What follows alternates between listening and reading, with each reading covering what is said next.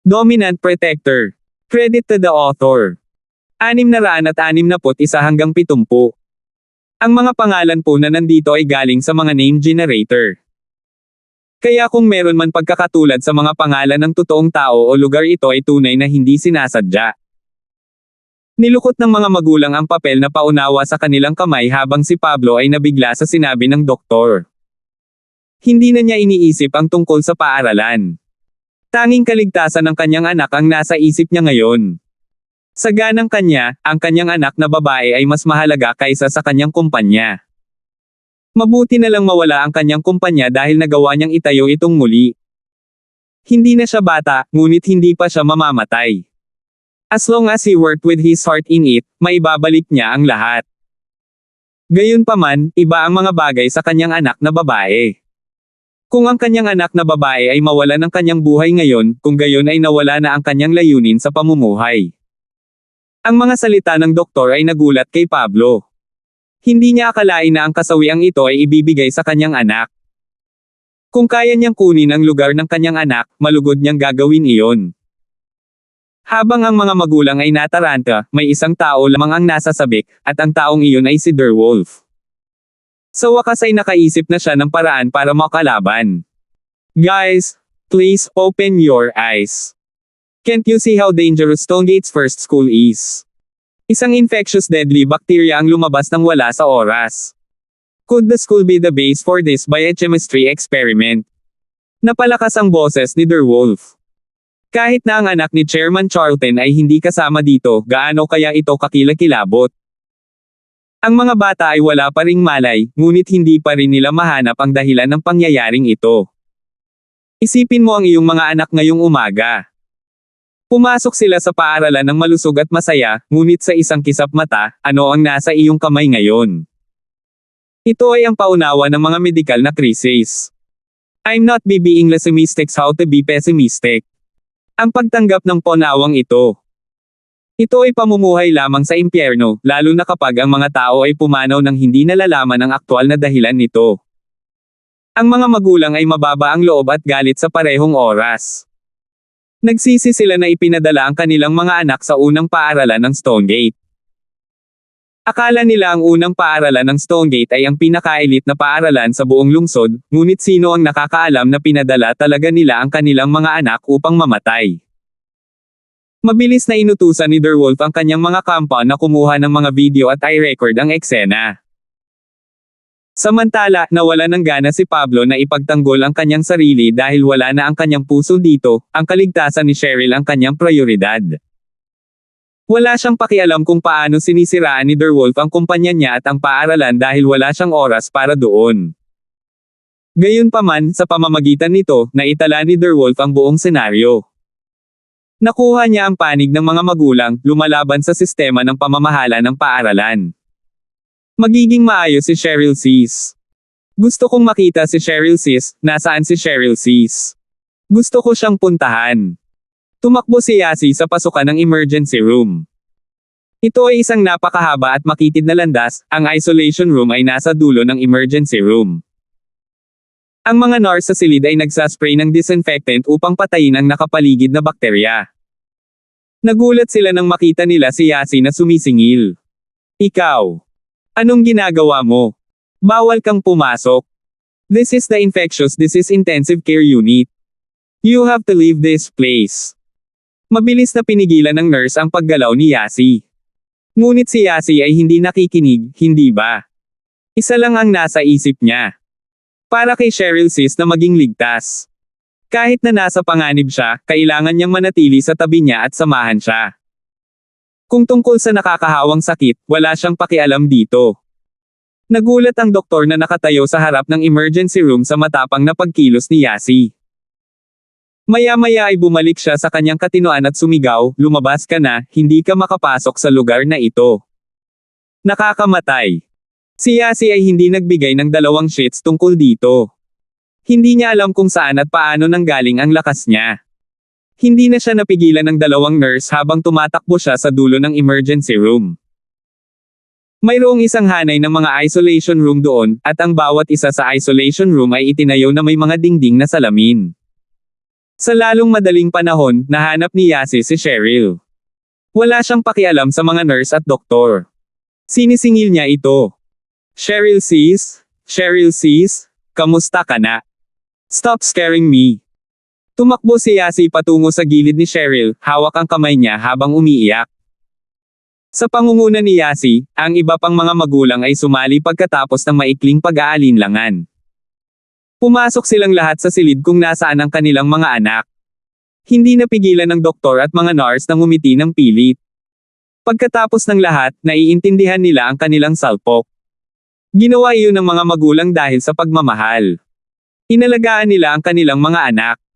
Nauna sa kanila ang kaligtasan ng kanilang mga anak. Wala na silang pakialam sa mga nakakahawang sakit. Dahil nakapasok na kayo sa lugar na ito, huwag na kayong mag-isip na umalis ngayon. Manatili kayo rito hanggang matapos ang isolation. Ang doktor ay nakatayo sa labas ng emergency room na walang magawa at sumigaw, lahat ng iyong mga aksyon ay pansamantalang pinaghihigpitan. Walang pakialam ang mga magulang, basta't manatili sila sa tabi ng kanilang mga anak.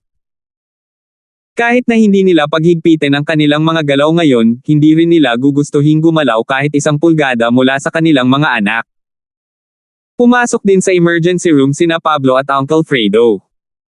Pumasok si Pablo sa isolation room kung saan naroon si Cheryl, si Uncle Fredo ay sumunod sa likod ng walang pag-aalinlangan. Ipinakita nito kung gaano siya katapat kay Pablo kahit na itinayan niya ang kanyang tanging buhay. Cheryl. Miss Charlton. Si Pablo at Uncle Fredo ay nagmamadaling pumunta sa gilid ni Cheryl upang makita si Yasi na nakahawak sa kamay ni Cheryl, humihikbi. Hindi napigilan ni Pablo na mapabuntong hininga. Lumaki sina Cheryl at Yasi nang magkasama. Hindi man sila magkadugo, mas malapit pa sila sa tunay na magkapatid. Kung may nangyaring masama kay Cheryl, naniniwala siya na hindi rin magiging maganda ang pakiramdam ni Yasi. Baka mag-collapse pa siya dito. Namula ang mukha ni Cheryl walang bahid ng kulay sa pisngi. Maraming wire ang kumukonekta sa kanyang katawan, maaaring hindi maintindihan ni Pablo ang mga numerong ipinapakita sa screen, ngunit sigurado siyang hindi ito maganda. Yasi, huwag kang masyadong lumapit kay Cheryl, baka mahawa ka. Si Pablo bilang senior, natural, pinaalalahanan si Yasi na lumayo kay Cheryl. Kung hindi, maaawa siya sa mga magulang ni Yasi kung talagang nahawa ito dahil dito. Hindi ako aalis, kailangan kong samahan si Cheryl sis. Umiling si Yasi, gusto kong maghintay dito hanggang magising si Cheryl. Huminto si Pablo sa panghihikayat kay Yasi matapos marinig ang determinasyon sa mga salita ni Yasi. Nagsimulang magkatitigan si Derwolf at ang barkada nang pumasok ang mga magulang sa emergency room. Malakas ang loob ng mga magulang na iyon na pumasok, ngunit hindi. Ang nakakahawang sakit na ito ay hindi biro. Paano kung namatay talaga sila pagkapasok sa kwarto? Gayunpaman, si Derwolf, bilang pinuno ng gang, ay nagbigay sa kanila ng ilang mga benepisyo.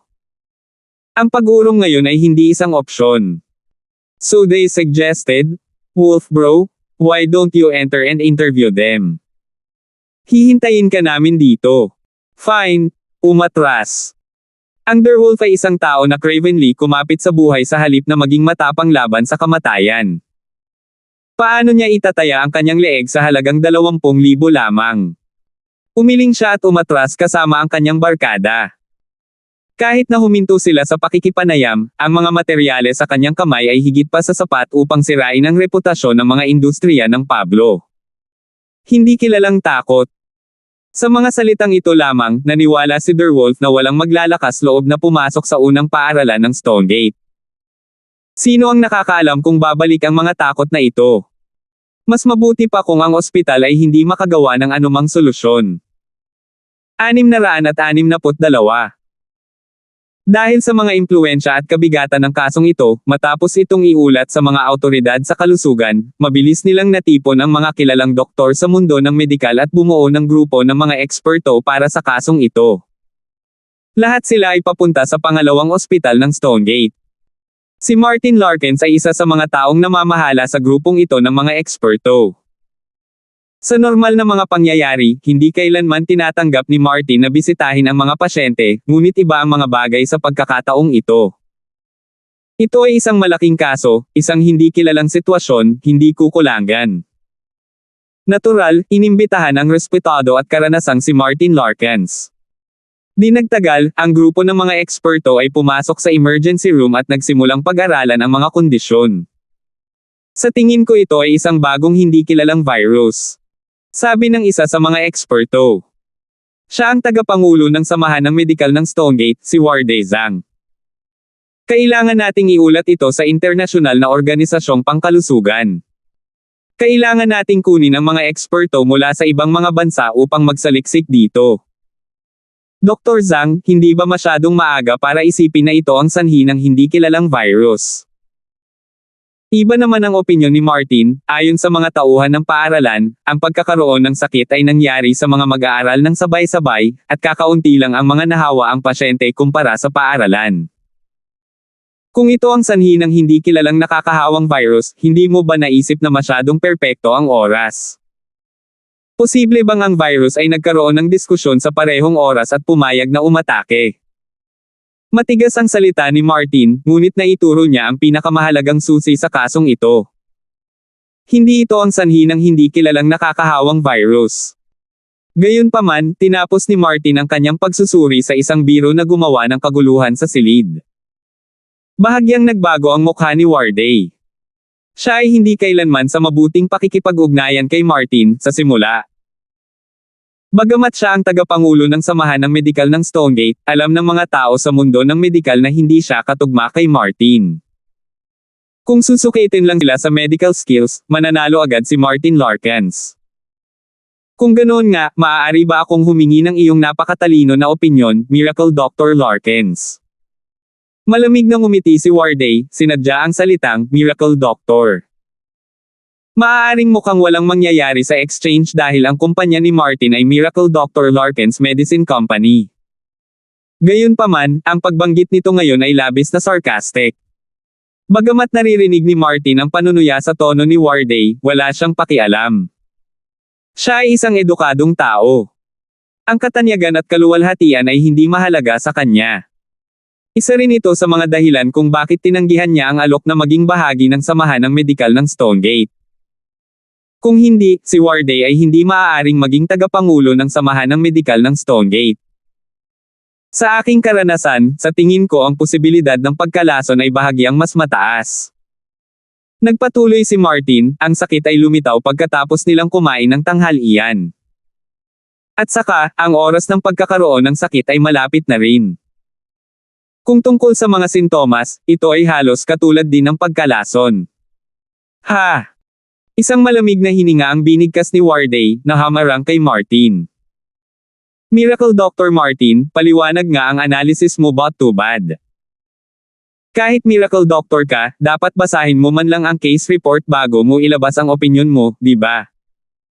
Or else, hindi mo lang sinasayang ang oras natin, kundi sinasayang mo rin ang oras ng mga pasyente para iligtas din. Malinaw ang kasulat sa case report, there were no toxic components sa tiyan nila. Walang kakaiba dito. Ang mga nakakalason na sangkap ay ganap na hinihigop ng katawan. Hindi man lang nena si Martin. Ang pag-aaral ay nangangailangan ng maraming pag-aalinlangan. Natuwa siya na may dumating at nagdududa sa kanya. Na-absorb. Ibig mong sabihin, ang mga toxic components lang ang na-absorb ng mga pasyente at hindi na-absorb ang pagkain sa tiyan. Humagalpak ng tawa si Warday, according to your logic, these people must have very powerful stomach function, don't you think so? They were able to differentiate what toxic and what is not. They could even pick up the toxic components to be absorbed specifically. Ang mga salita ni Warday ay nagpatawa sa mga tao sa grupo, ngunit ang mga ekspertong ito ay hindi pumanig sa alinman sa kanila. Hindi sila basta-basta sasali sa isang walang kamatayang laban tulad nito. Sa ilang mga medikal na sinaunang scroll, nakakita ako ng ganito na umiral. Hindi sineseryoso ni Martin ang panunuya habang ipinaliwanag niya, may mga halimbawa ng mga taong gumagamit ng mga halamang Avalon iyan, hinahalo ito sa lason ng insekto upang makagawa ng isang partikular na uri ng lason na maaaring magbigay daan sa mabilis na pagsipsip ng lason. Medical Ancient Scrolls. Ipagwawalang bahala na lang ba natin ang katotohanang maaaring peke ang mga medical ancient scroll na ito, at kahit ito ay totoo, walang kasiguraduhan na ang mga nilalamang nakasulat dito ay mapagkakatiwalaan. There's no way we could figure it out, di ba? Hindi talaga nabili ni Warday ang sinabi ni Martin. Huwag kalimutan na ini-report ito ng ospital sa pulis at may ginawang aksyon ang mga pulis laban sa kantin. At saka, noong nagpa-test sila sa pagkain, wala namang toxic na sangkap doon. Tsaka ang daming estudyante sa kantin, paano mo ipapaliwanag ang mga numero? Una, hindi ko madedos kung paano nila nilalason. Trabaho ito ng pulis. I was just giving out my personal opinion. Sabi ni Martin. Whatever. I personally still think that we should report this to the International Health Organization. This case is out of our reach. Kung ipipilit mo pa rin na food poisoning ito, please bear the responsibility when things turn bad. Hindi isa sa panganib ni Warday ang kanyang reputasyon at kinabukasan para lamang sa mga estudyanteng ito. Hindi na niya kailangang gumawa ng anumang aksyon. Ang direktang pag-uulat nito sa internasyonal na organisasyong pangkalusugan ay ang pinakamadaling paraan. Ang mga propesyonal ay ipapadala upang kunin ang kaso, at kahit na ang mga mag-aaral ay namatay dahil sa dahilan, ito ay walang koneksyon sa kanya. Napabuntong hininga si Martin.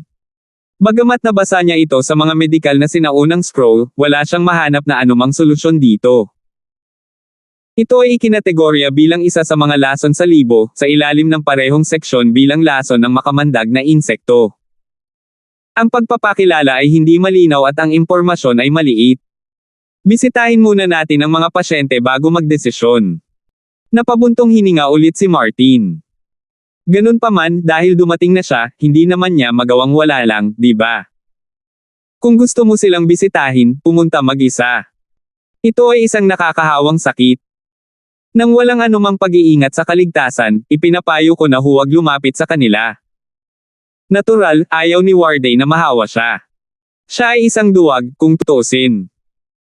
Maganda ang kinabukasan niya, at talagang hindi niya kailangang ipagsapalaran ang kanyang buhay para sa mga estudyanteng ito, syempre, kung sino man ang gustong pumasok, please do. Sa loob ng mga eksperto, marami pa rin ang may pananagutan bilang isang doktor. Matapos marinig ang sinabi ni Warday, sila ay lubos na natigilan. Bakit pipiliin ng duwag na maging doktor? Ang mga doktor ay dapat magligtas ng mga buhay, nakikipaglaban sa dulo ng buhay sa lahat ng oras. Sa bawat bukid, laging may itim na tupa sa bawat kawan. Pareho sila ng iniisip ni Warday, na umaasal na duwag sa likuran. Professor Martin, susundan ka namin. Maraming eksperto ang tumayo. Hindi naman kailangan, I'm fine alone. Actually, the reports are written pretty clearly. You guys can know the results without examining the patients. Ayaw ni Martin na madamay sila. Pagkatapos ng lahat, ang pagkalason sa pagkain ay isa lamang sa mga hula. Hindi makatwiran ang sinabi ni Warday. Walang paraan na papayagan sila ni Martin na ipagsapalaran ang kanilang buhay kasama siya, titingnan ko lang ang kanilang mga kondisyon sa tradisyonal na paraan ng medikal na Avalon iyan.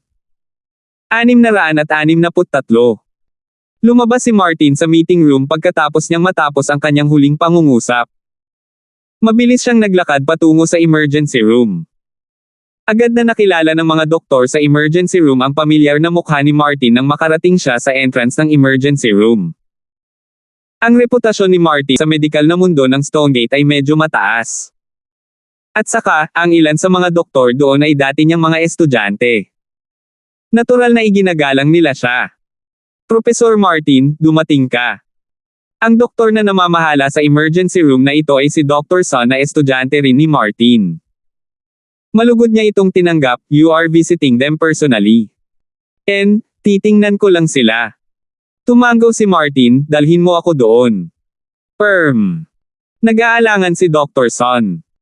Kung ito ay talagang isang talamak na nakakahawang sakit, kung gayon ito ay mapanganib. Gayunpaman, alam nila ang karakter ni Martin. Hindi siya natatakot sa kamatayan, kaya dinala siya ni Dr. Son pagkatapos ng ilang sandali na pag-aalinlangan. Nakilala ng isa sa mga magulang si Martin habang sumisigaw sila, narito si Miracle Dr. Martin, naligtas ang anak ko. Ano? Miracle Dr. Larkins. Sinong Miracle Dr. Larkins? Siyempre, ito ay walang iba kundi si Martin Larkins, ang Miracle Dr. Larkins. Sikat na sikat ang kumpanya ng gamot ng Miracle Dr. Larkins kamakailan. Nabalitaan ko na malapit nang mabili ang kanilang mga miracle remedies. Hindi napigilan ng mga magulang ang kanilang pananabik nang marinig ang pagdating ni Martin. Kilalang kilala ang pangalan ni Martin pagkatapos ng lahat. Ang kanyang pangalan ay may titulong, Miracle Doctor. Kung nandito siya para bumisita, ibig sabihin ay garantisado ang kaligtasan ng kanilang mga anak. Kaya naman, lahat ng mga magulang ay lumabas at sinimulang hilahin si Martin, Miracle Dr. Martin, pakisuyong tingnan ang aking anak. Suriin mo muna ang anak ko, please, I'm begging you. Anak ko muna. Siya lang ang tagapagmana sa ikatlong henerasyon. Pakitingnan mo muna ang anak ko, please, luluhod ako para sayo. Isa lang ang anak ko, namatay ang nanay niya pagkapanganak sa kanya. Hindi ko kayang mawala siya. In just a split second, nagkagulo ang mga magulang sa emergency room. Lahat sila ay gustong ipagamot muna ni Martin ang kanilang mga anak.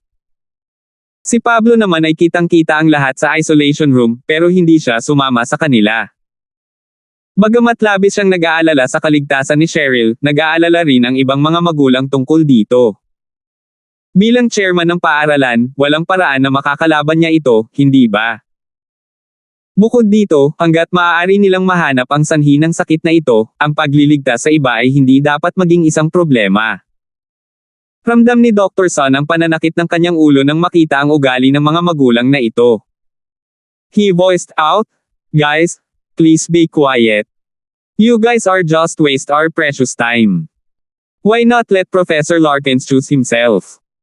As long as natutunan natin ang sanhi ng sakit na ito, hindi na dapat maging problema ang pagliligtas sa mga bata."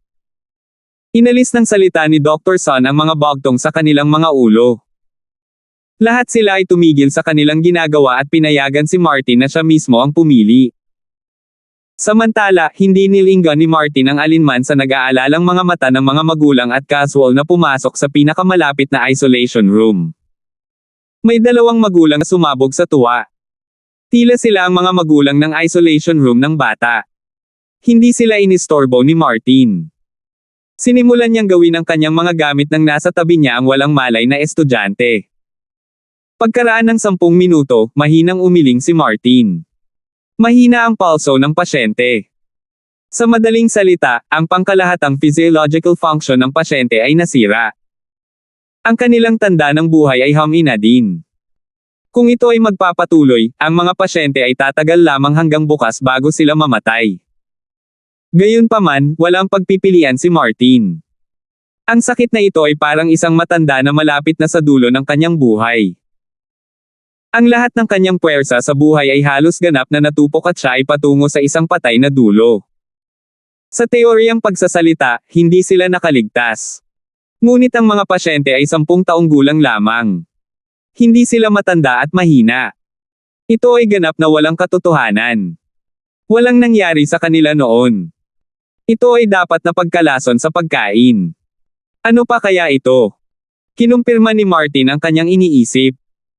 Tulad ng para sa ideya na ito ay isang impeksyon sa virus, si Martin ay hindi umaasa dito. Ito ay isa lamang sa mga posibilidad, wala nang iba pa. Pagkalason. 1,000 taon na lason. Totoo kaya ito? Kung ito ay tunay na bagay, paano nilason ang mga batang ito? Sinong nanakit ang nagbigay nito sa kanila? Hindi sinasadya o sinasadya. Hindi nakuha ni Martin. Sinisikap ng alalahanin ang mga sinaunang balumbon na binasa niya, sinusubukang malaman ang solusyon dito.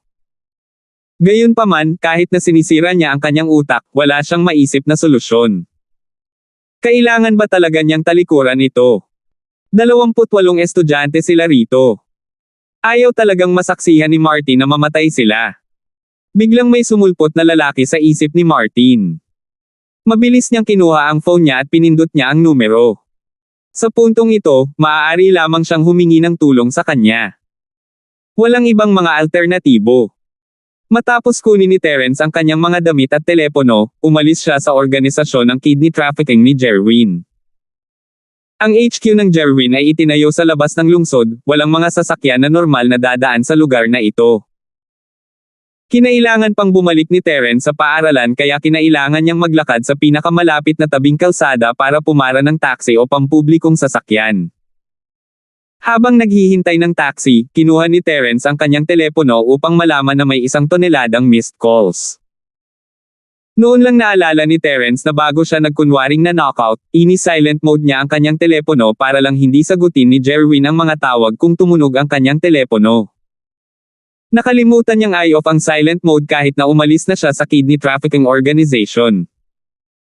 Matapos suriin ang listahan ng hindi nasagot na tawag, nalaman niyang halos lahat ay galing kay Yasi. Naguguluhan si Terence. Hindi niya alam kung bakit siya hinahanap ni Yasi. Nakagawa pa siya ng higit sa 10 tawag. Baka hinahanap na talaga siya ni Miss. Ang pag-alala sa laban ni Cheryl at Josephine kaninang tanghali ay nagbigay sa kanya ng takot. Mag-aaway na naman kaya sina Miss at Josephine. Sa pag-iisip tungkol dito, mabilis na tumawag pabalik si Terence. Napatalon si Yasi sa kanyang balat dahil sa biglang ringtone. Maging sina Pablo at Uncle Fredo ay nabigla sa tunog. Inilabas ni Yasi ang kanyang telepono, tumingin sa screen para malaman na si Terence iyon. She quickly answered, "Shield bro, saan ka nagpunta? Bakit hindi mo sinasagot ang mga tawag ko? Malapit nang mamatay si Cheryl." Sob, I've decided not to befriend with you since hindi mo sinasagot ang mga tawag ko.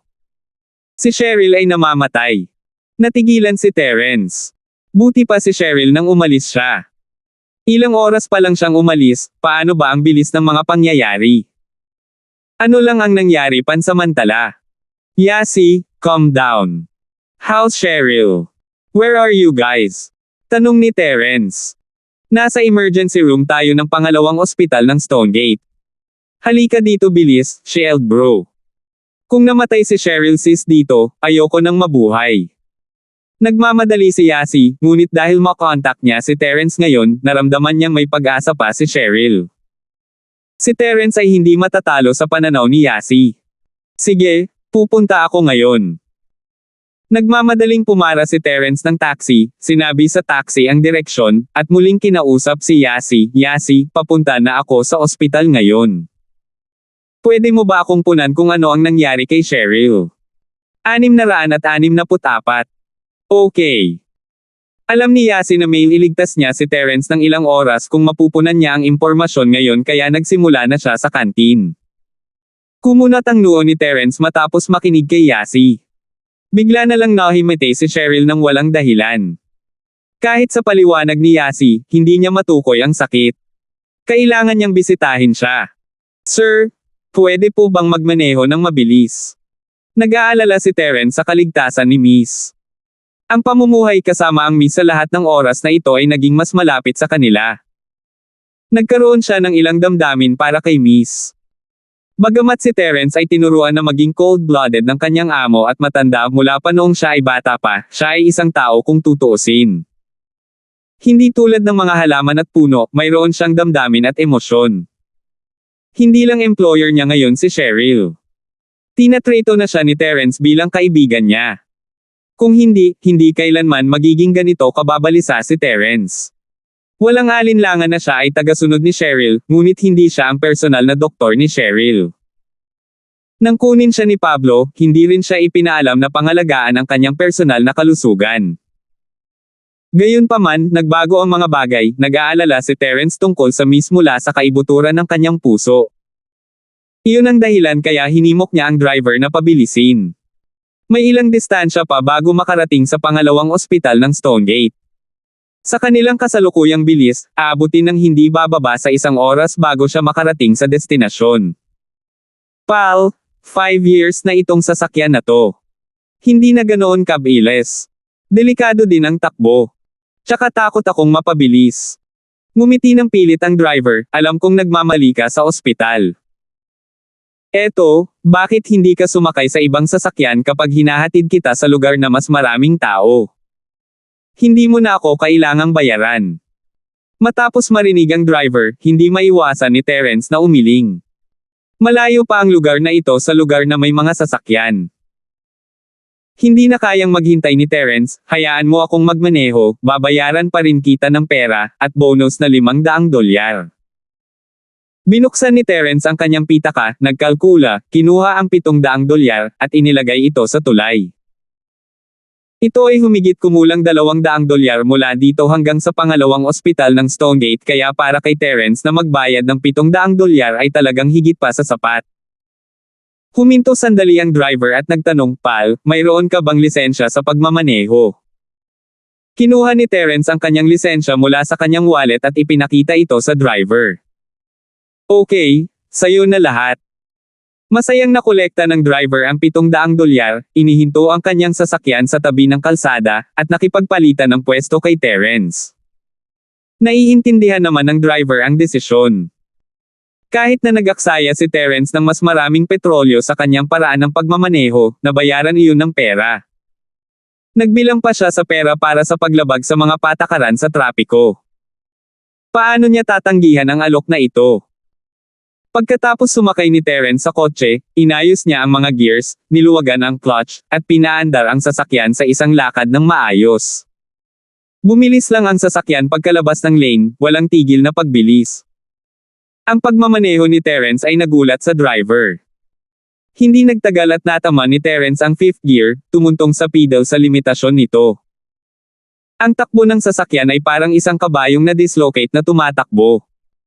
Bagamat nasa labas sila ng lungsod at walang nakikitang sasakyan, mayroon pa ring mga limitasyon sa bilis para sa kalsadang ito.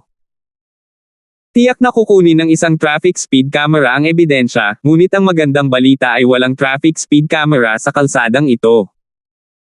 Gayunpaman, nang dumating si Terence sa lugar ng lungsod, tila hindi bumababa ang kanyang bilis. Sa kabaligtaran, ito ay bumibilis pa rin. Parami ng parami ang mga sasakyan na nakikita. Babala ng driver, "Pare, dahan-dahan lang. Delikado. Tsaka may sentinel sa unahan. May mga pulis. Huwag kang mag-alala." Bahagyang sabi ni Terence at nagpatuloy sa pagpapabilis. Ang kotse ay tulad ng isang blur, matulin shuttle lang sa pagitan ng mga kotse. Matapos tapusin ni Terence ang kanyang pangungusap, ang sasakyan ay katatapos lang ng drift. Inatake ito sa puso ng driver. Drift. Hindi naman pwedeng totoo, diba? Ang mga bagay na ito ay nakita lamang sa TV. Hindi niya alam na nasaksihan niya ang mga drift na may sirang kotseng tulad niya. Maaaring ang taong ito ay isang propesyonal na magkakarera. Habang iniisip niya ang mga posibilidad, may mga sirena sa paligid ng sasakyan. Parang sa wakas nalaman na ng monitoring center at nagpadala ng isang tao para pigilan siya. "Pal, may humahabol na pulis sa likod. Ihinto mo ang sasakyan." Ang driver ay petrified. Ito na ang katapusan niya. Ikukulong na ba nila ang sasakyan niya ngayon? Ang $700 na ito ay hindi sapat para sa multa. Bahagyang kumunat ang noo ni Terence. Hindi niya akalain na ganito pala kahusay ang mga pulis. Nalock nila ang kanyang lokasyon sa isang iglap. Ngayon lang niya matatawag si Amara. Ang magandang balita ay sa wakas ay wala na si Amara sa Kidney Trafficking Organization, ibig sabihin ay magagamit ang kanyang telepono, kaya mabilis na tumawag si Terence. "Hello, Amara." Hindi na hinintay ni Terence ang tugon ni Amara habang nagpatuloy siya, "Hinahabol ng pulis ang sasakyan ko. Pupunta ako sa ospital para iligtas ang isang tao, sabihin sa kanila na umalis." Nang matanggap ni Lingson ang tawag ni Terence, naisip niya na tatanungin siya nito tungkol sa organisasyon ng kidney trafficking. Hindi niya akalain na magiging kakaiba ito. Ngunit sa pagkakataong ito, hindi na dismaya si Amara sa utos ni Terence. Hindi siya nagtanong tungkol sa mga detalye, "Your car plate number. Ano ang plate number ng sasakyan mo?" Tanong ni Terence sa driver. Gulat na gulat ang driver. Kilala ng lalaking ito si Amara. Sa kaalaman ng driver, hindi niya dapat alam kung sino si Amara sa kanyang propesyon, ngunit nanood siya ng balita sa broadcast. Nagkataon, nabalitaan niya na ang bagong kapitan ng pangkat ng kriminal ay si Amara na mahusay na gumawa sa kasong pagnanakaw sa bangko. Maganda ang impresyon niya sa kanya. Hindi nagtagal, isang kriminal ang muling nahuli nitong Amara, kaya naisip ng driver na ang bagong kapitan ng grupong kriminal ay may kakayahan. Ngunit hindi niya alam na kilala ni Terence si Amara. Hindi rin magalang ang tono nito kapag kausap siya. Sino ang lalaking ito? Si Terence ay walang oras upang isaalang-alang kung ano ang nasa isip ng driver kaya't sinabi niya kay Amara ang mga numero ng direkta. Si Amara naman ay nagtala ng mga numero at tumawag sa Police Command Center. Hindi niya kayang baliwalain ang problema ni Terence, di ba? Bukod dito, nilinaw ni Terence. Siya ay patungo sa ospital upang iligtas ang mga buhay. Sandali lang. Isang ospital. Para iligtas. Biglang naalala ni Amara ang iniulat ng kanyang nasasakupan tungkol sa balita sa unang paaralan ng Stonegate. Gayunpaman, puno siya ng kaso ng kidney trafficking, kaya ipinadala niya ang isa sa kanyang mga pinuno doon. Hindi kaya ililigtas ni Terence ang mga nalason na estudyante. Napakalaki ng posibilidad dahil si Terence ay estudyante rin ng unang paaralan ng Stonegate, at kinuha rin siya ni Pablo. Ngunit hindi ito ang nasa isip ni Amara, kaya hindi siya masyadong nagtanong. Sa isang iglap, may na-realize siya. Hindi siya tinawag ni Terence na Miss Braindead ngayon lang. Talagang tinawag niya siya sa kanyang buong pangalan, at ito ay lubos na nagpasaya kay Amara. Masyado ba siyang abala para kutsain siya, o ito ba ay isang pagbabago sa pagitan nila? Nagtataka si Amara. Damn, who cares? Hanggat maayos ang pakikitungo niya sa kanya, ayaw nang isipin ni Amara ang masalimuot nilang relasyon. Itinapon niya ang pag-iisip sa likod ng kanyang ulo. 665. Nang magmaneho si Terence sa isang kalye, wala nang maririnig ang mga sirena. Tila ipinaalam sa kanila na huwag ituloy ang kanilang pagtugis. Ang driver ay nakatingin kay Terence ng may labis na paghanga. Nabalik lang siya sa katinoan nang makarating sila sa ospital. Siya ba ang Diyos ng karera? Tumingin siya sa oras. 19 minutes lang. Ito ay isang himala, at ito ay lubhang hindi kapanipaniwala. Hindi niya akalain na ang kanyang lumang sira na murang kotse ay may potensyal na isang sports car. Mas mabilis pa ba ang kotse niya kaysa sa isang sports car? Tumunog ang telepono ni Terence nang bumaba siya sa sasakyan. Noong una, akala niya ay tinatawagan ni Yasi ang kanyang kinaroroonan ngunit ang pangalan lang ni Martin Larkins ang ipinakita sa screen. Sinagot ni Terence ang tawag habang naglalakad papasok sa ospital. Hello, Lolo Martin, anong problema? Nag-aalala si Terence sa kaligtasan ng Miss, ngunit kailangan niyang manatiling magalang sa pakikipag-usap kay Martin. Medyo hindi pa rin siya mapakali dahil gusto niyang tapusin ang tawag sa lalong madaling panahon. Little Terence, nasaan ka? Kung libre mo, pwede ka bang pumunta saglit? Narinig ni Martin ang hindi mapakali na tono sa boses ni Terence. Tila punong-puno ang mga kamay ni Terence. Dahil dito, bumilis ang tibok ng puso ni Martin. Kung hindi makakarating si Terence, wala na talagang pag-asa ang mga bagay. Nasa pangalawang ospital ako ng Stonegate. May nangyari sa kaibigan ko. Nagmamadali ako para iligtas siya ngayon. Natatakot ako na wala akong oras para pumunta. Mabilis na sumagot si Terence, I'm really sorry, Lolo Martin. Tatawagan kita kapag tapos na ako dito. Itinulak ni Terence ang pinto at pumasok sa emergency room nang kausap niya si Martin. May isang doktor na sinusubukang pigilan si Terence, ngunit sino ang nakakaalam na ang bilis ni Terence ay hindi makatao. Sa isang iglap lang ay nakapasok na siya sa kwarto. Nagulat si Martin nang marinig ang sagot ni Terence. Si Terence ay nasa pangalawang ospital ng Stonegate. Bakit may echo nung nagsalita siya? Inangat ni Martin ang kanyang ulo upang makita ang isang anino na umaakyat patungo sa kanyang direksyon. Hindi ba si Terence iyon? Dumating si Terence. Isa kaya sa mga nalason na biktima ang kaibigan ni Terence. Nakahinga si Martin nang maisip niya ang posibilidad na ito. Kung ganoon nga ang kaso, maliligtas na ang mga estudyante ngayon. Mabilis na tumayo si Martin at sumunod, Little Terence. Natigilan si Terence nang marinig niyang may tumatawag sa kanyang pangalan. Nakinig siyang mabuti at nalaman niyang boses iyon ni Martin Larkins. Tumingin si Terence sa kanyang telepono. Hindi doon nanggaling ang tunog kundi sa likuran niya. Lumingon si Terence, nagulat, "Lolo, bakit ka nandito? Isa ba ang kaibigan mo sa mga nahimatay na pasyente?" Hindi sinagot ni Martin ang tanong ni Terence at nagmamadaling tinanong ang kanyang tanong. "Oh." Tumigil si Terence nang mamulat siya. "Nakuha ko na.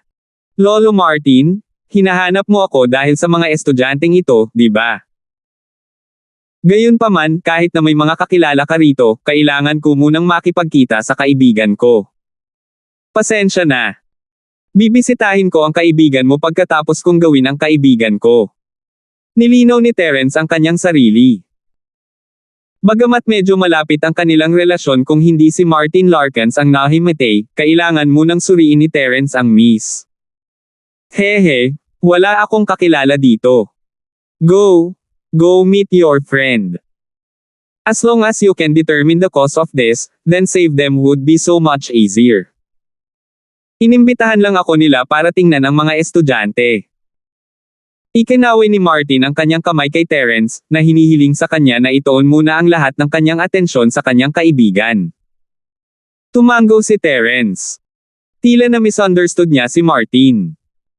Nag-aalala lang si Martin sa kalagayan ng mga estudyante. "Sige, makikipagkita muna ako sa kaibigan ko." Tumango si Terence at nagsimulang hanapin ang silid ni Cheryl. Hindi nagtagal pagkatapos maghanap, nakita niya ang isang silid kasama sina Pablo, Uncle Fredo, at Yasi. Ang silid na iyon ay dapat na isolation room ni Cheryl. Itinulak ni Terence ang pinto. Si Pablo ay walang alam sa mga kasanayan ni Terence sa medisina. Akala niya ay desperado lang si Yasi. Talagang hindi niya akalain na may iligtas ni Terence ang kanyang anak. Si Uncle Fredo naman ay malalim ang iniisip. Alam niya na ang lakas ni Terence ay hindi simple. Pagkatapos ng lahat, pinatay niya ang 2 gintong master ng klase ng madali. Gaano ba katalas ang kanyang kakayahan upang talunin ang gawang iyon? Nang magsimulang magtrabaho si Terence para sa Pablo, naghinala si Uncle Fredo na si Terence ay may late phase ng golden class strength. Ngunit kamakailan, nabalitaan niya na si Terence ay nagkaroon ng face-off sa bodyguard ni Irving, si Uncle Zoo. Ang balita ay labis na ikinagulat ni Uncle Fredo. Natural, narinig ni Uncle Fredo ang malaking pangalan ni Uncle Zoo. Ang kanyang pangalan ay medyo kilala sa mga unang araw ng Underworld. Siya ay may lakas ng isang maagang yugto ng Mystic Class, pagkatapos ng lahat. Talaga, walang makakalaban sa kanya. Pagkatapos noon, nabalitaan ni Uncle Fredo na si Uncle Zoo ay tinanggap ng isang pamilya, ngunit hindi niya alam na naging tagasunod siya ni Irving Hale. Kahit na ang isang master ay walang anumang pambihirang tagumpay sa buong oras na ito, ang kanilang lakas ay hindi bababa. Tiyak na mayroon silang isang tao sa unang bahagi ng Mystic Class Strength. Gayunpaman, si Terence ay tila walang anumang pinsala matapos makatanggap ng direktang tama mula kay Uncle Zoo. Ito ang nagpagulo sa isip ni Uncle Fredo. Gaano kalakas si Terence? May lakas din kaya siya ng early phase Mystic Class? Magagawa lang nilang labanan ang isa't isa kung mayroon silang parehong lakas. Siyempre, kung si Terence ay isang middle phase Mystic Class Master, si Uncle Fredo ay namatay na sa laban. Ngunit si Uncle Zoo ay buhay pa, at si Terence ay hindi nasugatan. Iyon ang pinakakakaibang bahagi ng buong bagay.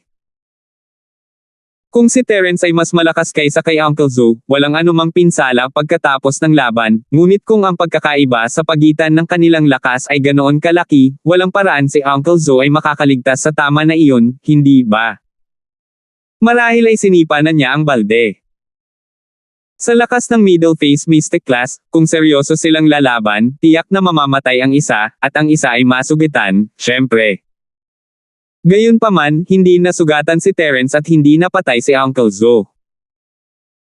Dalawa lang ang posibilidad, alinman sa hindi ginamit ni Terence ang kanyang buong lakas o ang mga medikal na kasanayan ni Terence ay napakahusay, at napagaling niya ang kanyang sarili nang hindi nagtagal. Naramdaman ni Uncle Fredo na ang unang posibilidad ay medyo maliit dahil galit si Terence sa sandaling ito. Paano siya magpapakita ng awa sa kaaway? Higit pa rito, matapos mabali ang mga binti ni Irving, tila may iba siyang negosyo. Kung hindi niya naisip na si Uncle Zo ay isang banta, maaari niyang ipagpatuloy ang naiwan matapos niyang pabagsakin si Uncle Zo, ngunit hindi niya ginawa at pinili niyang umatras. Ang pinakamahalaga, talagang nasugatan si Terence ng gabing iyon. Nagstay pa siya sa bahay ni Fatty Boy para gamutin ang injury niya. Bagamat wala si Uncle Fredo at hindi alam kung gaano kalubha ang kanyang mga sugat, alam niyang hindi iyon magaan. Ito ang dahilan kung bakit naghinala si Uncle Fredo na si Terence ay tiyak na may hindi kapani-pani walang kasanayan sa medisina. 66. Parehong posible. Professor Martin, Lil, Terence, dumating kayo. Si Pablo lang ang nakapansin sa detalyeng ito. Kahit anong mangyari, junior pa rin si Terence, kaya inuna niya ang pangalan ni Martin bago si Terence. Sinusundan ko lang si Lil, Terence, ito. Si Martin ay isang scholar, kaya hindi niya pinapansin ang kanyang reputasyon o hitsura. Kung mas magaling si Terence kaysa sa kanya, mas magaling siya. Hindi niya kailanman susubukang takpan ito. Gayunpaman, bago niya matapos ang kanyang pangungusap, nag-ambala siya ni Yasi. Shield bro, dumating ka na. Faster, check on Cheryl sis. You have to make her recover. Tumango si Terence, ang kanyang ekspresyon ay marangal nang hawakan niya ang kamay ni Cheryl upang suriin ang kanyang pulso. Mahina, ito ay napakahina. Wala itong pinagkaiba sa isang naghihingalong matandang lalaki. Gayunpaman, kung titingnan mula sa pananaw ni Elder George, ang enerhiya ay dumadaloy lamang palabas ng Cheryl sa supernatural na bilis.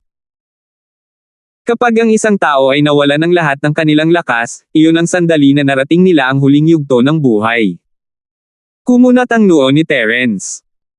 Ang kanyang kalagayan ay walang katotohanan. Mayroong ilang mga posibilidad na maaaring maging sanhi nito. Isa, ito ay dapat na problema ng individual. Maaaring may ipanganak na may sakit na walang lunas ngunit mukhang wala si Cheryl. Ang susunod na posibilidad ay isang malignant na sakit, cancer bilang isang halimbawa. Ngunit sa paghusga sa dating kalagayan ni Cheryl, hindi pa siya malapit na magkaroon ng ganoong bagay. Maliban doon, may dalawang hindi pangkaraniwang posibilidad.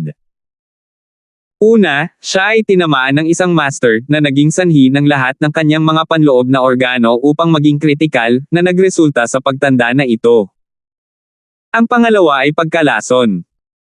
Mayroong isang tiyak na uri ng lason na maaaring mabilis na makapinsala sa paggana ng mga organo, na pumatay ng isa ng mas mabilis. Hindi pa nababasa ni Terence ang mga ulat.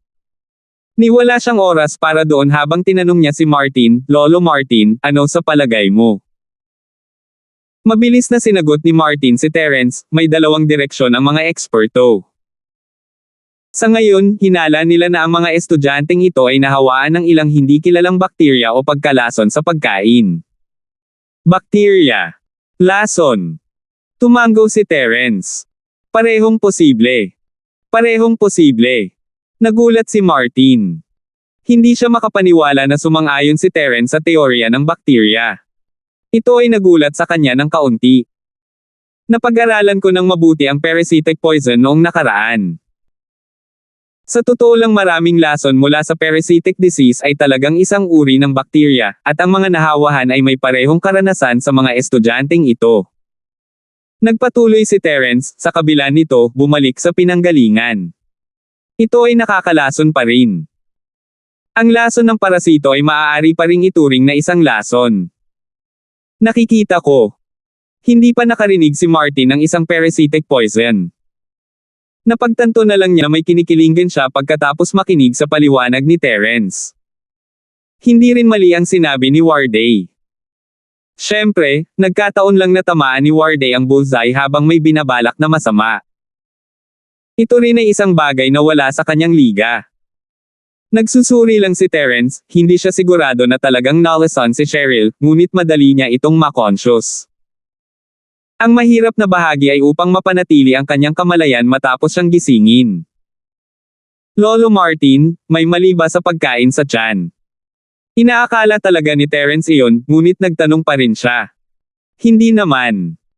Sinabi ni Martin, at least, iyon ang nakasulat sa report. Ang pagkain ay hindi lason, ngunit may ilang mga uri ng lason mula sa mga halamang gamot o insekto na hindi natukoy ng mga pagsubok sa kemikal. Tumango si Terence, alam ko ang tungkol dyan, sa totoo lang ay magaling ako sa mga lason. Ang mga poison incantations ng Duran ay karaniwang sakop ang lahat ng lason sa mundo at pati na rin ang mga detoxification. Sa katunayan, si Terence ay maliwanag na gumawa ng maraming pananaliksik tungkol sa mga lason. Ang kanyang matanda ay isa sa mga pangunahing dahilan kung bakit siya ay napakahusay dito. Si Terence ay walang ideya kung bakit ang kanyang matanda ay nahuhumaling sa mga lason at parasitiko na lason. Ngunit, ginawa nitong eksperto si Terence sa paggawa ng mga lason at antidotes din. Mga inantasyon ng lason ni Duran. Nabasa mo na ba ang mga inantasyon ng lason ni Duran? Agad na nagbago ang ekspresyon ni Martin, nakatingin kay Terence ng hindi makapaniwalang mga mata.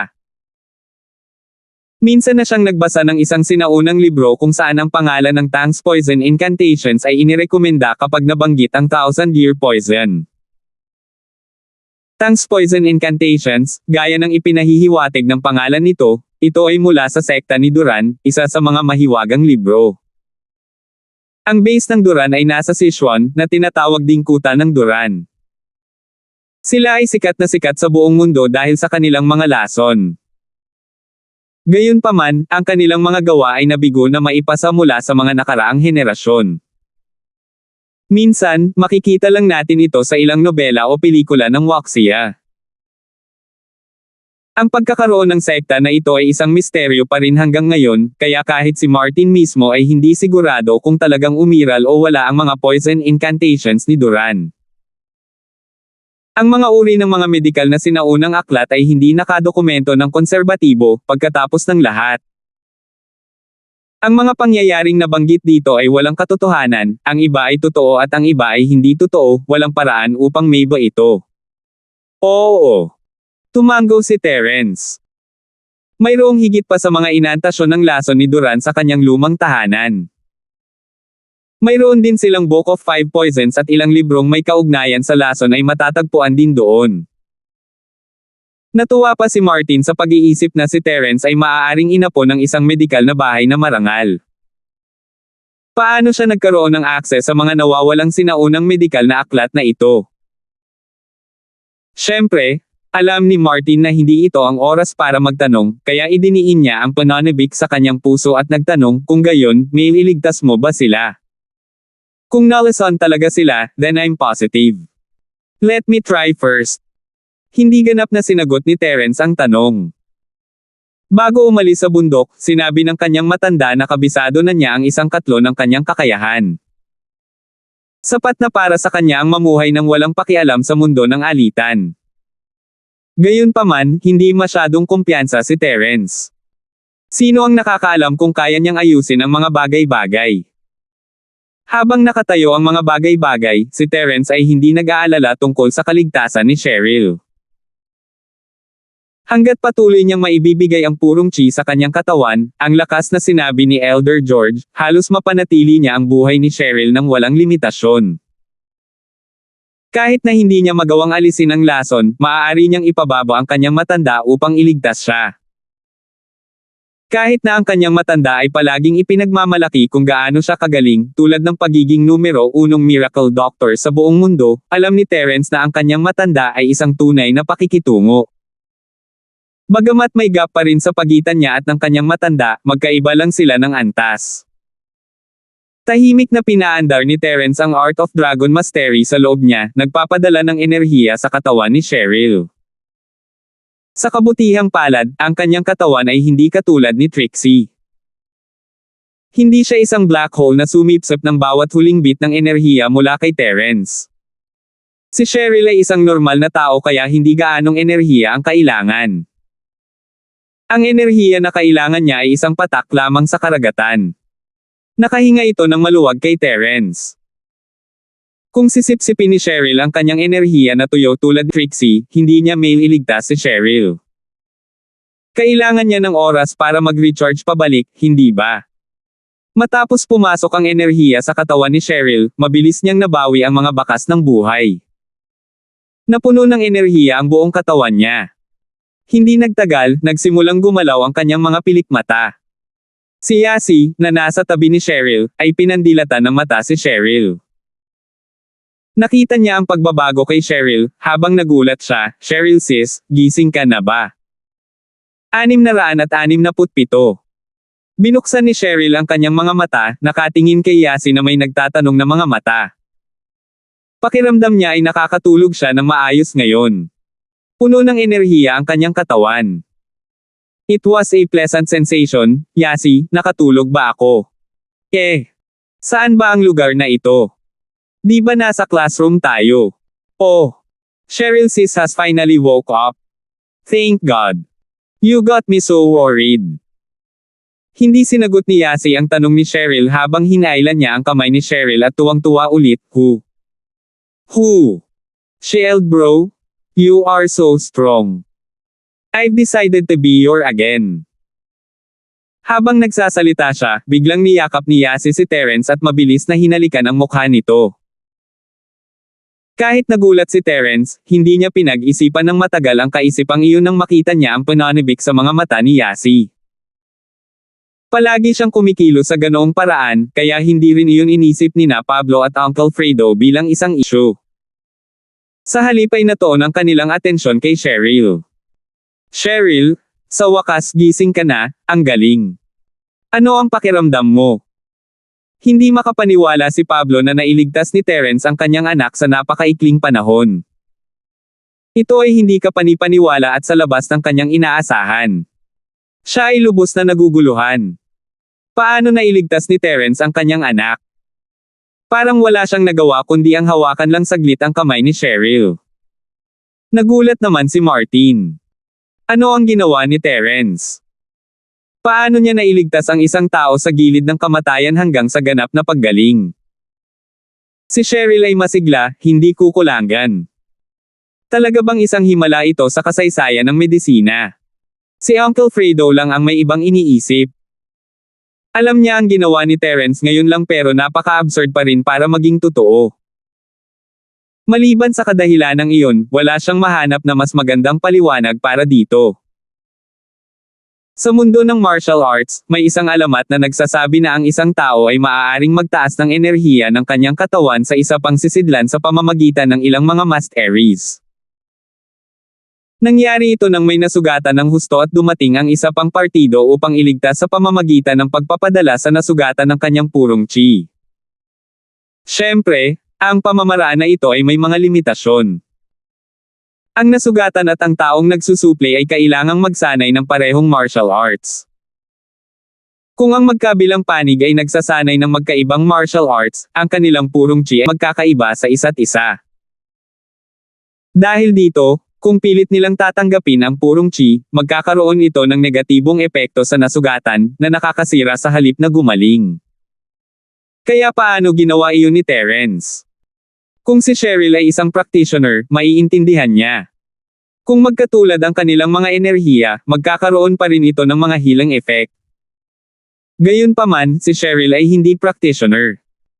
Isa lang siyang ordinaryong tao, kaya paano nagawa ni Terence iyon? Si Uncle Fredo ay natarante sa katotohanan. Siyempre, kahit gaano siya ka-curious, alam niya na ang sining na ito ay maaaring may kinalaman sa lihim ng sekta ni Terence. Isang bawal para sa isang practitioner na mag-espiya sa negosyo ng iba, kaya hindi kailanman sasabihin ni Uncle Fredo ang mga tanong.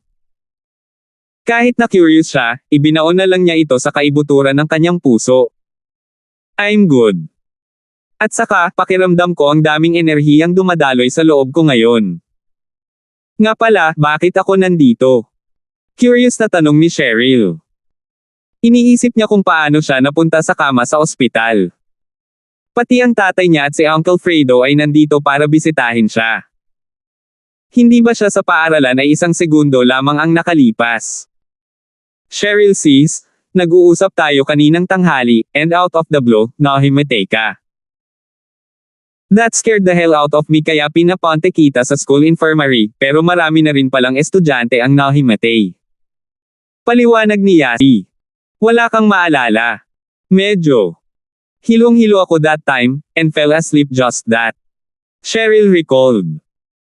Oo, oo. Ang mga doktor na iyon ay gumawa pa ng abiso ng kritikal na kondisyon para sa iyo. Iyan ay ganap na katawa-tawa. Galit na reklamo ni Yasi. Akala ko hindi nakita makikita, pero pagdating ng Shield bro, gumaling ka agad. Anong klaseng kalokohan silang mga doktor? I'm gonna give them a good scolding later. Hehe. Nakaramdam ng init si Cheryl nang makita ang pag-aalala ni Yasi sa kanya. Gayunpaman, nalilito siya sa nangyayari.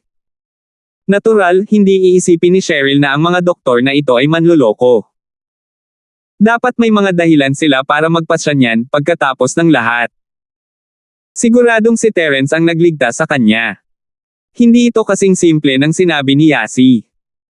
Ibinaling niya ang kanyang tingin kay Terence at nagpasalamat sa kanya. Terence, maraming salamat. Wala lang. Mapait na ngumiti si Terence. Ang paggising ngayon ni Cheryl ay pansamantala lamang. Ramdam ni Terence ang pagkawala ng enerhiya sa katawan ni Cheryl habang nagsasalita sila. Mayroon lamang isang salita upang ilarawan ang bilis ng pagkonsumo ng kanyang enerhiya na nawawala ang bilis. Nakakabaliw. Naniniwala siyang hindi magtatagal si Cheryl bago muling mawala ng malay. Terence, bakit hindi mo tinitingnan ang ibang mga estudyante? Naisip ni Martin ang ibang mga biktima sa labas. Lil Terence, pwede ka bang tumulong sa ibang estudyante? Alam ni Pablo na para sa kanyang anak na babae ang paggising ay hindi kasing simple ng inaakala niya. Hindi niya alam kung handa si Terence na iligtas ang iba tulad ng kung paano niya iniligtas ang kanyang anak, kaya humingi lang si Pablo ng pabor sa kanya. Ang ingay sa silid ni Cheryl ay nakakuha ng atensyon ng mga magulang mula sa iba pang isolation room. Lumabas sila ng silid upang makita si Cheryl na umupo mula sa kanyang kama. Sa isang segundo, nagmadali silang pumasok sa kanyang silid. Miracle Doctor, please save my son. I'm begging of you. Oo, Miracle Doctor, hayaan mo akong lumuhad para sa iyo. Please go and save our son. Hindi malinaw na nakita ng mga magulang kung sino ang bumuhay kay Cheryl, ngunit dapat na isa sa kanila ang nasa silid na ito, kaya tinawag nila ang taong Miracle Doctor nang walang pag-iisip. Naibigay na ng ospital ang abiso ng kritikal na kondisyon. Kung kayang gisingin ng isang tao ang pasyente, sino pa kaya ito maliban sa pagiging Miracle Doctor mismo? Nakita ni Terence ang desperado na mga mata ng mga magulang at tumingin kay Pablo. Naiintindihan niya kung bakit humingi ng tulong sa kanya si Pablo. Kung ang mga mag-aaral na ito ay magkakaroon ng hindi inaasahang kasawian sa kanila, malamang na ang mga industriya ni Pablo at ang kanyang paaralan ay magkakaugnay din. Ang hindi alam ni na Terence at Pablo ay nagsimula ng kumilos ang Derwolf sa sandaling bumalik siya. Matapos magulat sa kanyang pinagtatrabahuan, hiniling pa niya sa kanila na i-post ito sa pahayagan, isulat ang kaganapan ng pagkalason sa paaralan at i-upload ang balita sa pahina ng website ng pahayagan. Ang third-rate na tabloid na ito ay nasa ilalim ng pribadong pamamahala kaya hindi ito gaanong kilala. Nanlumo pa rin ang direktor kung paano papataasan ang kasikatan ng pahayagan, ngunit pagkatapos makita ang nagbabagang balitang ito, halatang hindi na niya hahayaang mawala ang gininto ang pagkakataong ito. Kaya naman, pumayag siya on the spot. Binigyan niya ang Derwolf ng tungkulin para sundan ang kasong ito. Pinayagan niya ang pag-usad ng investigasyon na ipakita sa internet at pahayagan ng sabay-sabay. Ito ay lubos na nagpasaya sa Derwolf. Ang pamagat ay itinakda bilang hindi kilalang virus na pagbaha sa Stonegate First School, maaaring ang paaralan ay isang biohazardous na lupa. Nag-viral agad ang balita sa net. Hindi may kakaila na napakataksil ni Derwolf. Ang pamagat lamang ay nakaakit ng pansin ng hindi mabilang na mga tao. Habang ang nilalaman ay kahangahangang naisulat, ginawa niya ang isang ulat ng balita sa isang horror novel, idinagdag ang kanyang mga personal na opinyon para sa layunin ng 28 estudyanteng ito na nahimatay. Ang pagkakaroon ng hindi kilalang virus sa balita ay naging viral at nagdulot ng panibagong kaguluhan sa mga taong nababahala sa nakakahawang sakit. Maaaring isinumpa ang paaralan, at ang mga nahimatay na estudyante ay ipinadala sa ospital ngunit hindi natukoy ng mga doktor ang problema. Higit sa lahat, ang isang kritikal na kondisyon na paunawa ay direktang ibinigay ng mga doktor, hindi kukulangan. 668. Pag-aalinlangan ni Josephine. Sinabi pa niya na ang paaralan ay orihinal na isang biochemistry research center at na ito ay nililinang ang toneladang virus. Sinabi niya na ang mga mag-aaral na ito ay ang mga malas na hindi sinasadyang nahawakan ang pinagmula ng virus na ito, na nagre-resulta sa biohazard na ito. Siyempre, ito ay isang haka-haka lamang ng DeWolf. Personal hypothesis lang niya iyon. Ang pagdemanda sa kanya ng paninirang puri ay isang pag-aaksaya lamang ng oras dahil malinaw na niyang sinabi na ito ay haka-haka lamang. Hindi pa rin nabubunyag ang katotohanan hanggang sa magsimulang gawin ng mga pulis ang kanilang trabaho. Kaya, nakahanap siya ng mga pagkakamali. Sa wakas, binalaan pa ng DeWolf ang publiko tungkol sa kaligtasan ng paaralan. Maging ang anak na babae ng chairman ay hindi nakaiwas sa kasawiang ito, saan kaya ipapaaral ng mga magulang ang kanilang mga anak sa malapit na hinaharap. Isang malas na araw para sa 28 estudyante ngayon. Bubunutin ba ng iyong anak ang maikling dayami bukas? Love life? At lumayo sa Stonegate First School. Nang lumabas ang balita, nagkagulo ang mga magulang ng mga estudyante sa Stonegate First School.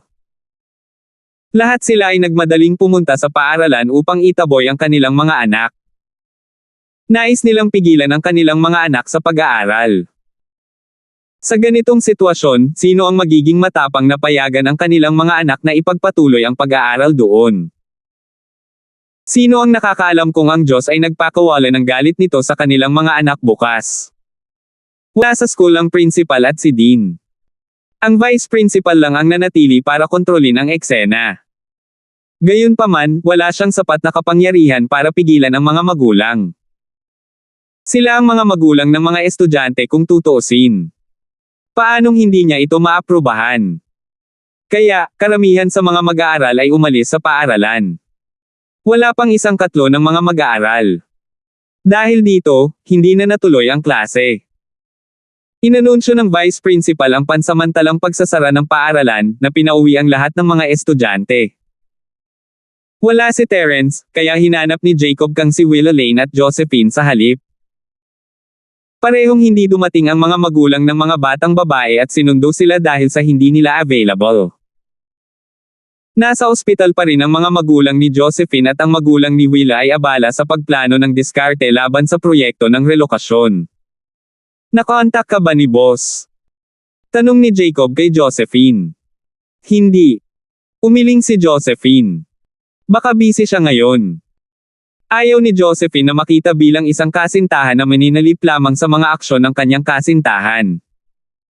Kung walang sinabi si Terence, hindi muna siya gagawa ng hakbang.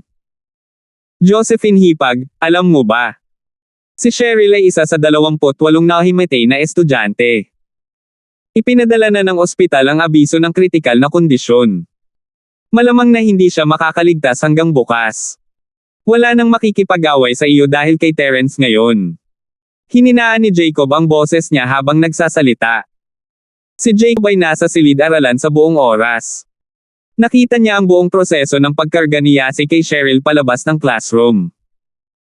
Naguguluhan siya sa pagkakataong iyon, ngunit ngayong kumalat na ang balita, alam ni Jacob na dapat isa si Cheryl sa mga biktima.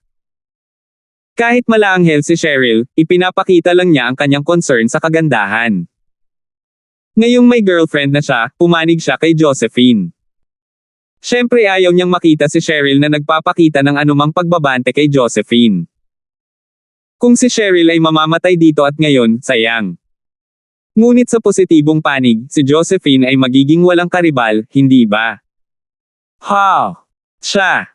Nahimatay!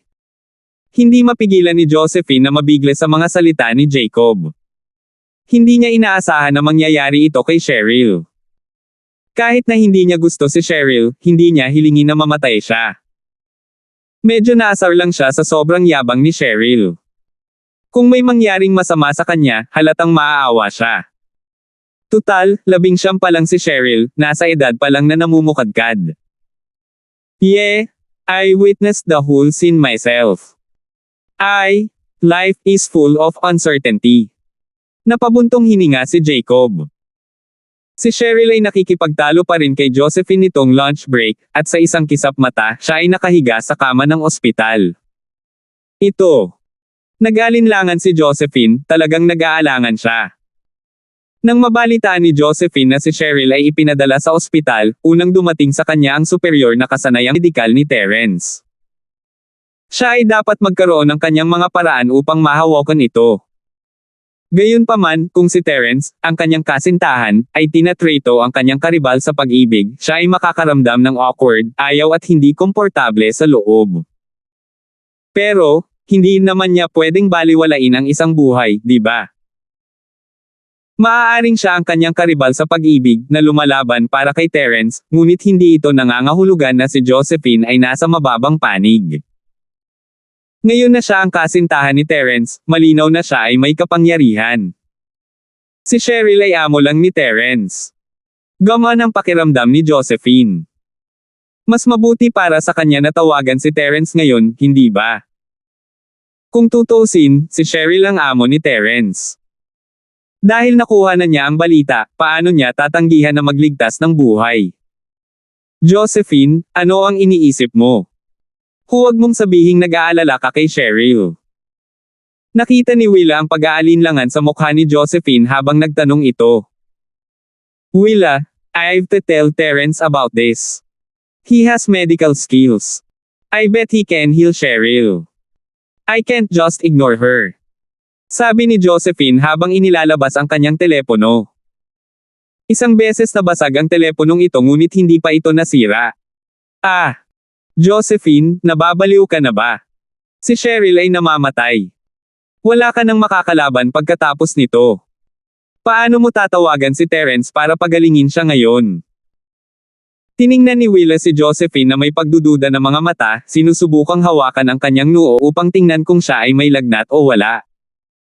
Willa, wala itong kinalaman dyan. Hindi ako natatakot na awayin niya si Terence. Hindi ko pwedeng baliwalain ang isang buhay. Kinagat ni Josephine ang kanyang labi. Maaaring sinabi niya na hindi siya natatakot sa kanya, ngunit hindi niya maiwasang hindi mapalagay. Kung tutusin, ang Cheryl ay kasing ganda niya, ngunit si Menyaw ay may magandang background. Sinabi pa ni Cheryl sa kanyang sarili. Ang pamumuhay kasama si Terence ay nagbigay sa kanya ng kalamangan. Sa madaling salita, pareho silang nasa parehong panimulang linya. Walang natatalo sa magkabilang panig. Gayunpaman, ang pinakamahalagang piraso ay nagsinungaling sa tabi ni Cheryl.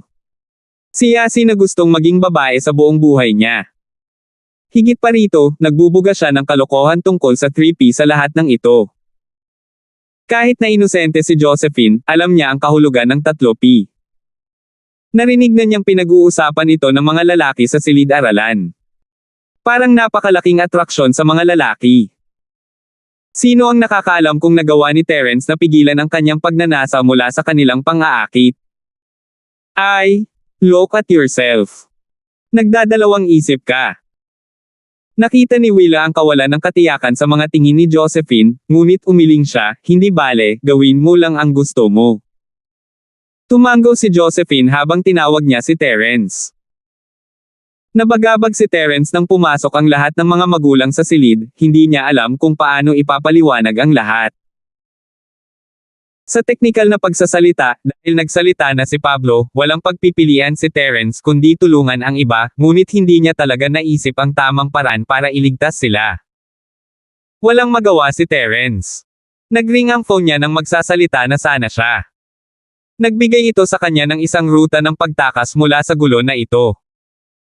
Isang apologetic na tango ang ibinigay niya kay Pablo nang sinagot niya ang tawag, Josephine, anong nangyayari?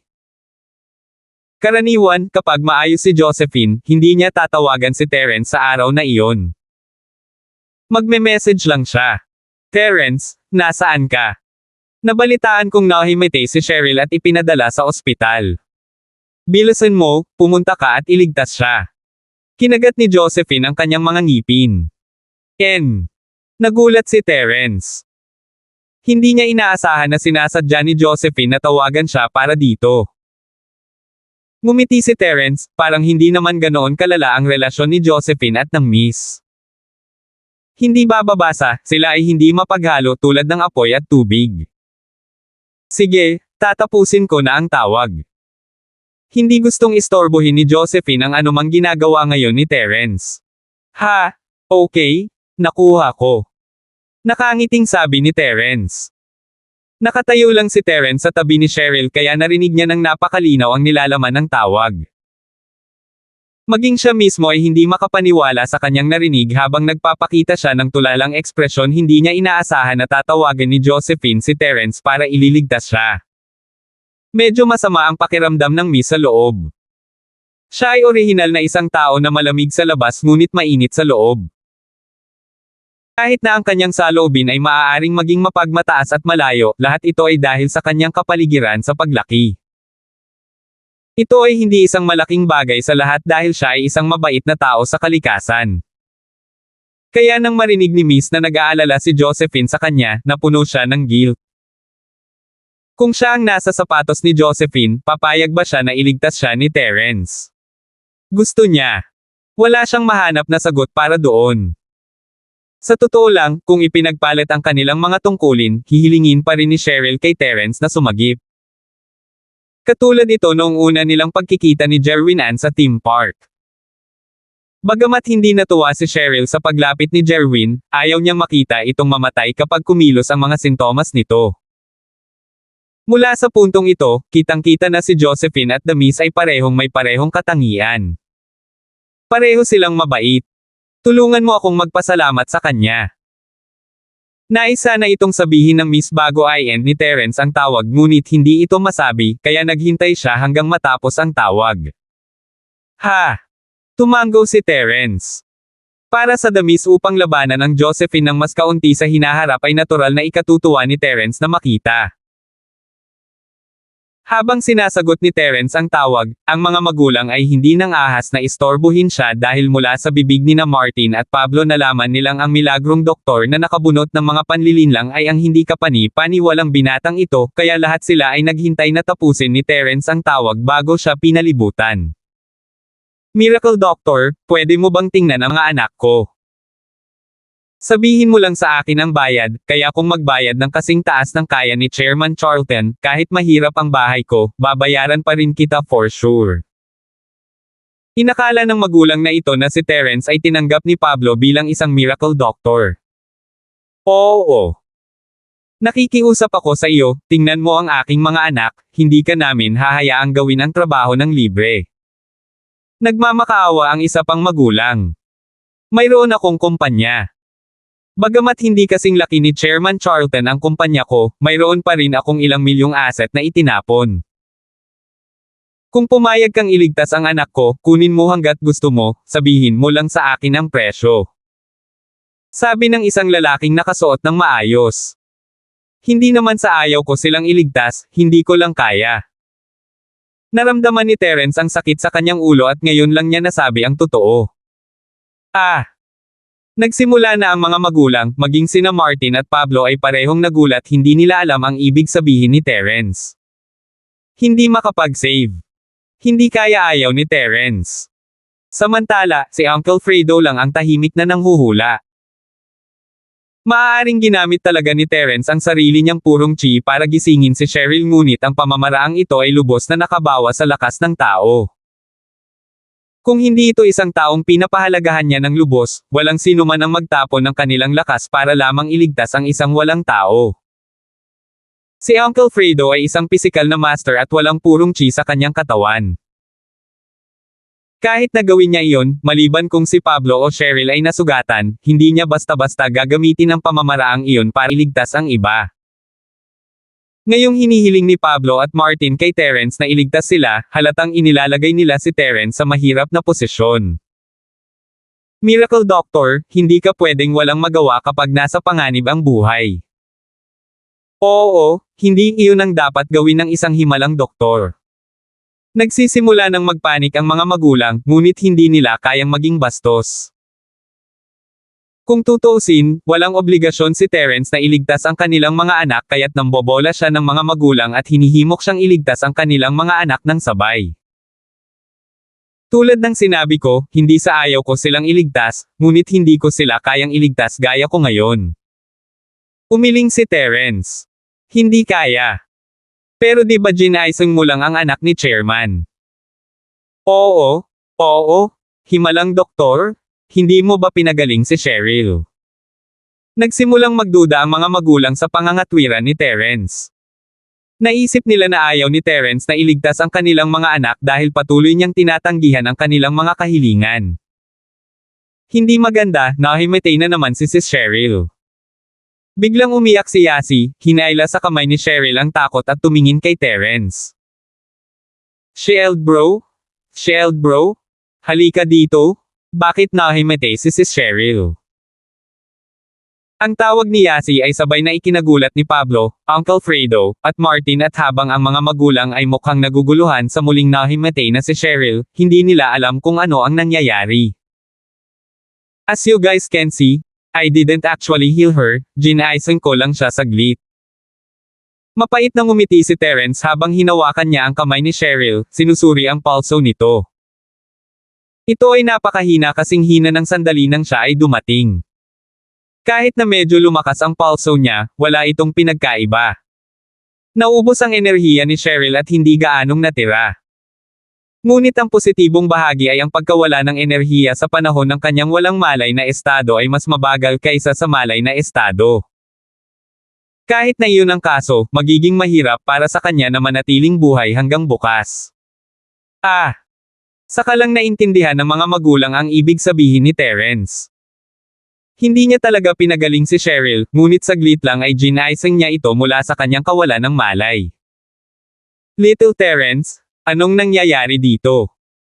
Nagtataka sina Martin at Pablo habang nakatingin kay Terence para sa isang sagot. Shield bro, ano ang dapat nating gawin ngayon? Nawala na naman ng malay si Cheryl. Dapat okay na siya, di ba? Nag-aalala si Yasi. She's fine for now. As for the way to save her, I'm still working on it, can you please move out of this room? Tiningnan ni Terence ang mga magulang.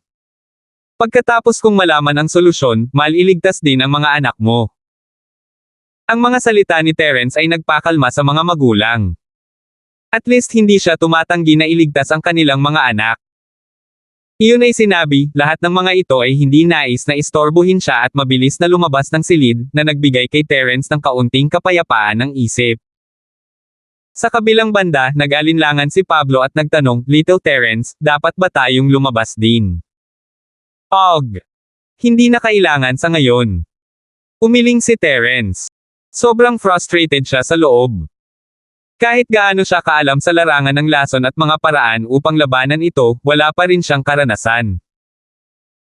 Sa lahat ng mga taon na ito ay nagsasanay siya sa labas at walang anumang pakikipag-ugnayan sa mga lason, kaya kahit na ang lahat ng kaalaman sa kanyang utak, hindi pa rin niya alam kung saan magsisimula. Ngayon ay hindi na niya alam kung anong lason ang nasa katawan ni Cheryl at hindi niya sigurado kung saan nanggaling ang pinanggalingan, kaya sa katawan niya lang iyon malalaman. Kung siya ay nalason, ano ang gagawin ng kanyang matanda? Sumimangot si Terence at nagsimulang alalahanin kung ano ang gagawin ng kanyang matanda sa sitwasyon. Noong bata pa siya, nakagat na siya ng ilang makamandag na insekto, na halos malapit nang ibigay ang kanyang buhay hanggang sa langit. Sa oras na iyon, hindi alam ng kanyang matanda kung saan ang pinagmulan ng lason at hindi matukoy ang uri ng lason na may mga sintomas lamang. Tama, ang kanyang matanda ay gumamit ng acupuncture upang pilitin ang mga lason sa kanyang katawan sa oras na iyon. 669. Gayunpaman, nasaroon ng loob si Terence sa pag-iisip na gumamit ng acupuncture upang pilitin na lumabas ang lason dahil maraming resulta ang acupuncture. Kung ang karayom ay natusok sa isang maling lugar, maaari itong magkaroon ng ganap na magkakaibang mga epekto. Siya ay isang practitioner, at sa mga tuntunin ng pangangatawan o lakas ng loob, siya ay mas malakas kaysa sa mga ordinaryong tao, kaya nakaya niyang tiisin ang sakit sa proseso ng pagpilit ng lason sa pamamagitan ng acupuncture. Ang pamamaraang ito ay umasa sa mga pinong karayom upang makontrol ang purong chi sa katawan, gamit ang mga ito upang pilitin ang lason na magtipon sa isang lugar at ilabas ang lason sa pamamagitan ng pag-ihi. Ang pagtitiis sa buong proseso ay isang buhay na impyerno. Ang tao ay nangangailangan ng napakatumpak na pisikal na kakayahan dahil kung ang tao ay hindi makayanin ito, ang taong iyon ay mawawala ng lakas at maaaring mamatay sa proseso. Ang mga ordinaryong tao ay walang paraan sa paggamit ng pamamaraang ito dahil wala silang gaanong purong chi sa kanilang katawan. Ang antas ng purong chi sa kanilang katawan at katawan ng isang practitioner ay lubhang naiiba. Sa makatuwid, ang sobrang dalisay na chi ay hindi nagawang ilipat ang lason.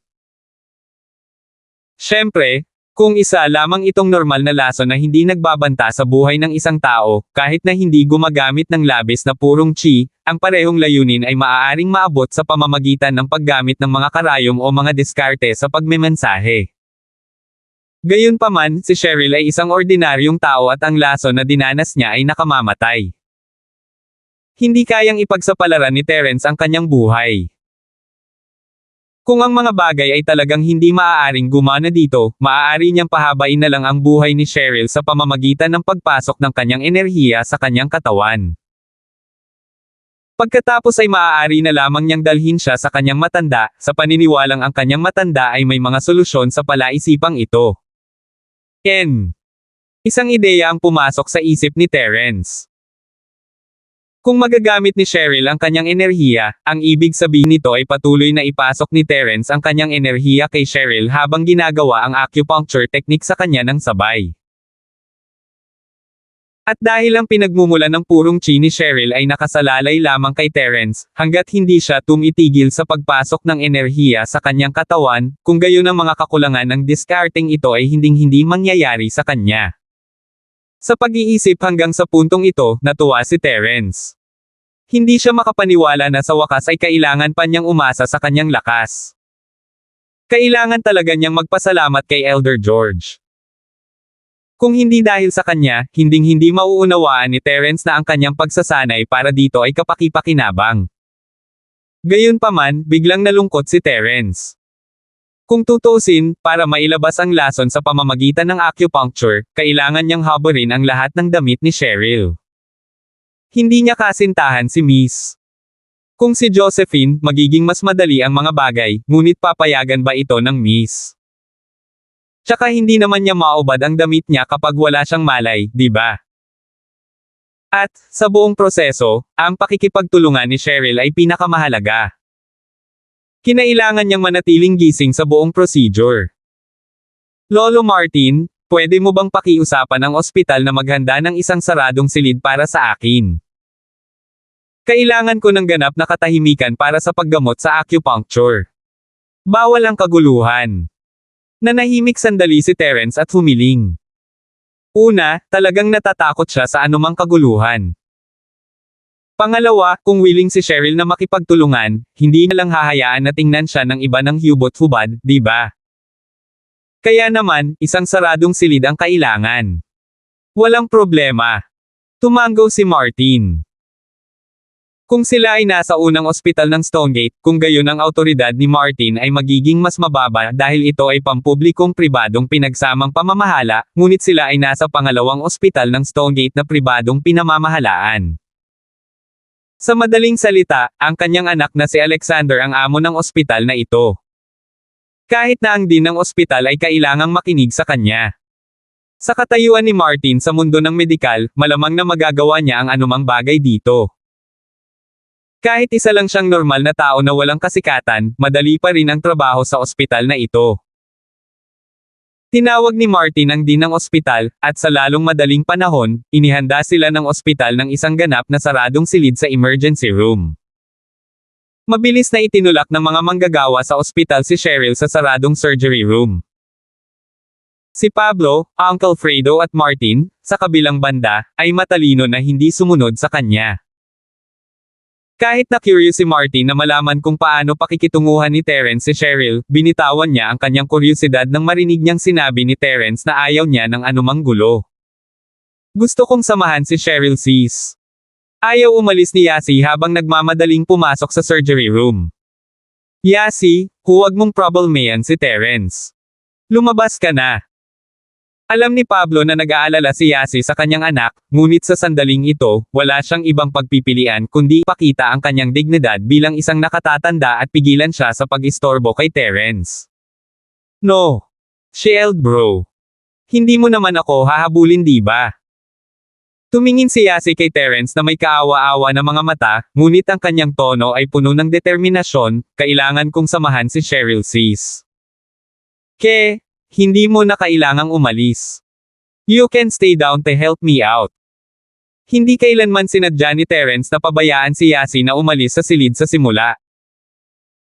Pagkatapos ng lahat, kailangan niya ang kanyang tulong kung tumanggi si Cheryl na makipagtulungan mamaya. Oo nga. Shield bro you are the best.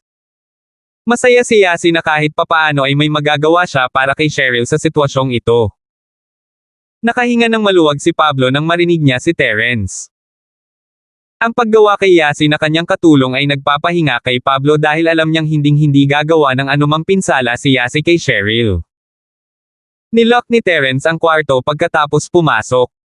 Perpektong soundproof ang kwarto. Wala man lang silang narinig na ingay mula sa labas. Shield bro, ililigtas ba natin si Cheryl sis? Anong gagawin ko? Nagmamadali si Yasi. Sa panahon ng paggamot sa acupuncture, kakailanganin kong habarin si Cheryl ng kanyang mga damit, ngunit maaaring hindi siya handa sa pag-iisip. Maaari mo ba siyang hikayatin na makipagtulungan mamaya? Tanong ni Terence. Oh, okay. Tumango si Yasi. Ngunit, sinasabi ko, Shield bro, sinusubukan mo bang ipagdiwang ang iyong mga mata sa katawan ni Cheryl sa pagkakataong ito? Ha! Ngumiti si Terence. Kung iyon ang intensyon ko, bakit ko pipilitin na pag-usapan ang bagay na ito sa kanya? May as well ask you to take off her clothes now. Oh, tama ka rin. Nag-isip sandali si Yasi bago nagpatuloy. Ano pa ba ang usapan nun, kuhuberin ko na siya ngayon pumayag siya o hindi? Baka magtanong muna tayo. Kinaway-kaway ni Terence ang kanyang kamay para pigilan si Yasi at hinawakan ang pulso ni Cheryl, ipinadala ang Art of Dragon Mastery. Ang enerhiya sa katawan ni Terence ay inilipat sa katawan ni Cheryl sa napakabilis na bilis. Hindi nagtagal, nagsimulang gumalaw muli ang mga pilikmata ni Cheryl. Muli, nagising siya, ngunit alam niya ang pagkakaiba sa pagkakataong ito. Ay! Hinimitay na naman ba ako? Binuksan ni Cheryl ang kanyang mata at tumingin sa hindi pamilyar na paligid. Wala sila sa iisang isolation room. Ngunit ang maganda ay ang mga taong nasa harapan ay ang mga taong kilala niya, sina Terence at Yasi. Ang lason sa iyong katawan ay napakabilis na sumisira sa enerhiya sa iyong katawan. Magagawa lang kitang magising sa pamamagitan ng pagbibigay sa iyo ng aking enerhiya, ngunit ito ay pansamantala lamang. Sa sandaling huminto ako sa paglilipat ng enerhiya sa iyo, babalik ka sa kawalan ng malay sa susunod na minuto. Paliwanag ni Terence.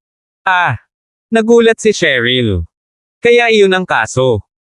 She thought that she fully recovered kanina, so what's going on here? Malamang nalason ka. Sabi ni Terence. Kung ganoon, makakabawi ba ako dito? Tanong ni Cheryl.